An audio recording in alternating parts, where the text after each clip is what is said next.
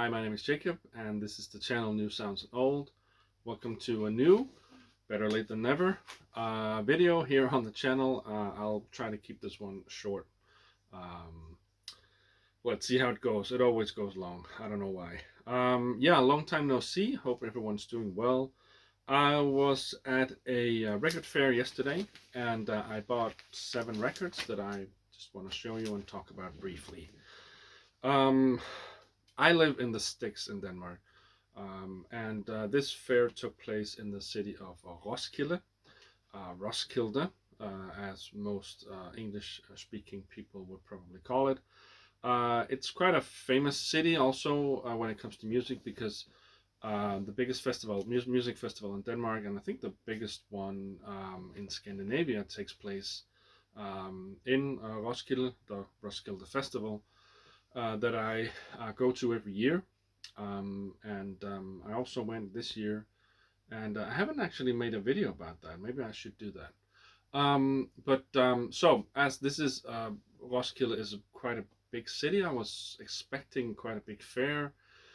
I think there were only about, I don't know, 12 to 14 vendors there, which was a bit disappointing. There were some good records though.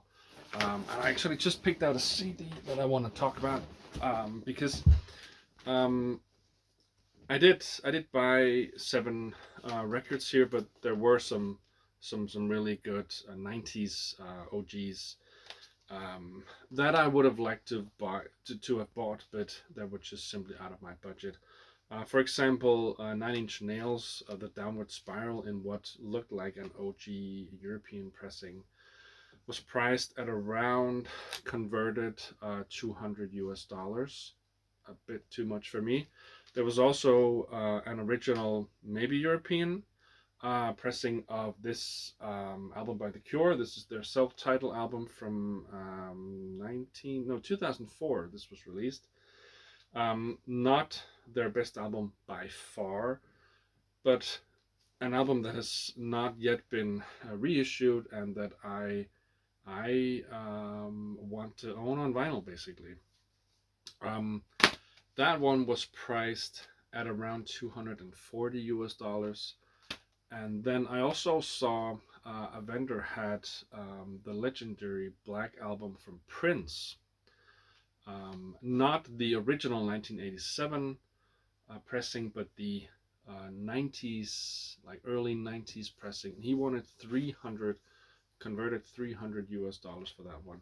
Had a big seam split in the cover, in the top. I mean, it's a generic cover, but still, at that price, um, you would expect the cover to be in, well, if not VG Plus, well, if not near mint, at least VG Plus condition, and clearly it wasn't. But so yeah, those were some of the pricier records that I could not afford at the fair. But here are the 7 records that I bought. So I got a couple of albums by Earth, Wind and Fire.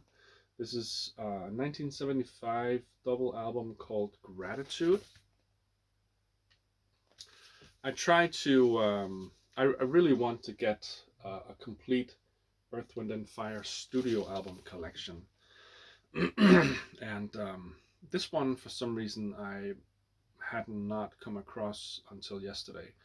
I think the only song that I know off the top of my head is the song called Shining Star, which is a really good song. So this is classic mid-70s Earth, Wind and Fire, at least that's what I'm expecting. Another Earth, Wind and Fire album is this one called Powerlight, released in 1982, so this is a bit later. Looking at the song titles here, I don't think that I know any of them, to be honest with you. And as we move into the 80s with Earth, Wind and Fire, for me personally, the quality of the music drops a bit.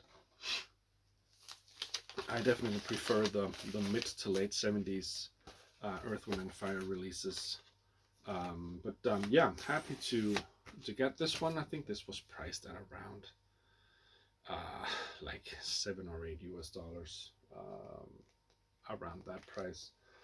The other one was, I think, around the same price, maybe a bit more expensive. Also around 7 or 8 US dollars converted. I got this Chic album called Tongue in Cheek, originally released in 1982. Um, you can see what's his name now? Nile Rodgers and Bernie Edwards are there on the back of the cover there.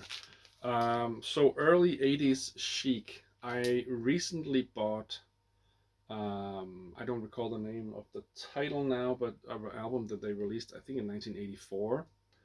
Um, and that one absolutely sucked. That was just a horrible album. But just like Earth, Wind and Fire, I want to get a complete Chic studio album collection, and I didn't have this one, so I got this also for around $7 or $8, and yeah, happy to dive into that one. Hopefully, it won't be as bad as the later 80s albums. Then I took a chance on this one. This is an artist that I have been wanting to get releases from for a while now, and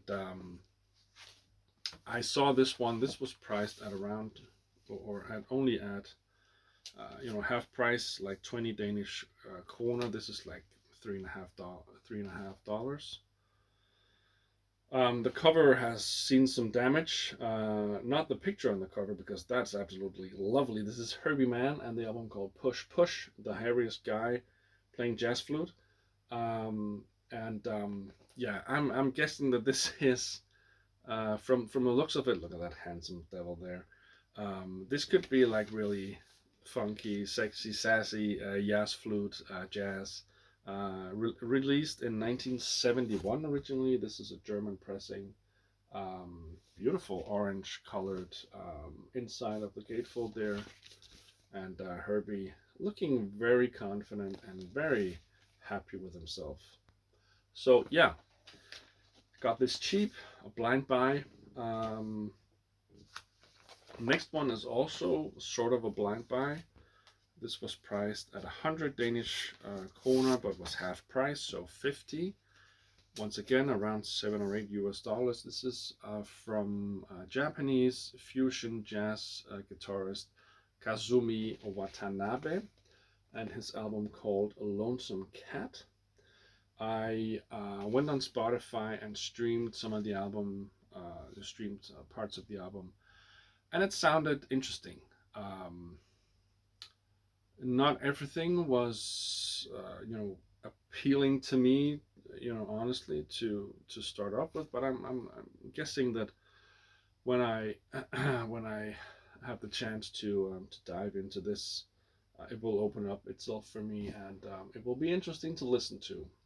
I don't have many Japanese pressings or actually music from Japanese musicians, so this is also like a learning curve for me, and getting to know who Kasumi Watanabe is. Should I stumble upon any other of his releases in future, I will most likely know what's in store. So yeah, got that one. 3 more to go. This one I'm very excited about. I recently haven't showed that one. I have so many albums that I have, so many records that I haven't shown you because I don't, I don't, I just, I just don't have the time to do these videos anymore. It seems. But I recently bought a new pressing, a picture disc pressing of this record here, and kind of happy about that because it's been missing in my collection since forever. But now I found what appears to be the first ever European pressing of REM's Chronic Town EP, as the sticker says. Previously only available in the US. Um, Low price first mini LP.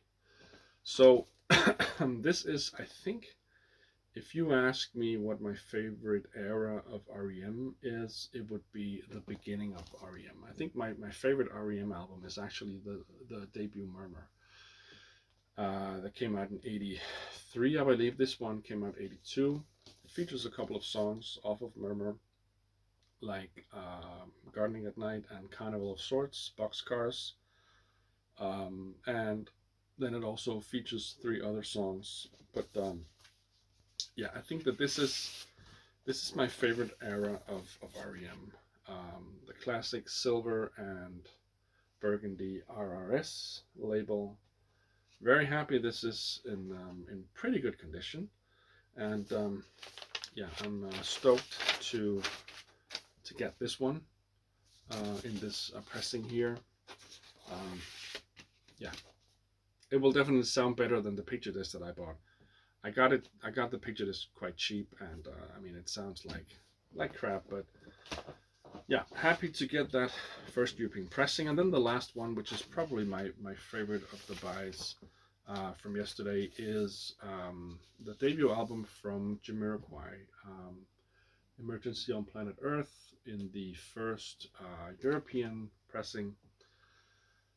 This was a shared UK and Europe pressing, um, famously all white on the cover, and then the inside of the gatefold is very colorful and has a great painting, if you will, of the band, with, of course, JK with his signature hat. Yeah, this is just a killer album. Originally released in 1993. It features, of course, Too Young to Die. It features Blow Your Mind. It features When You're Gonna Learn, Revolution 1993. Um, yeah, um, a very, very good funky soul album that came sort of as the acid jazz era of Incognito and other UK bands had sort of almost died out. Along came JK with his Jamiroquai, and showed that pop music can still be funky and great, and draw inspiration from Stevie Wonder and other amazing artists. So yeah, Jamiroquai, Emergency on Planet Earth, and those are the buys that I got um, at this fair. So yeah, and see anything you like, comment below. If you hate everything you saw, including me, let me know too. Write a comment. And that's it for now. I will hopefully be back with more videos and at a more steady pace. And if I don't, well, then everything is just like it used to be, or like it always is. Till then, see ya.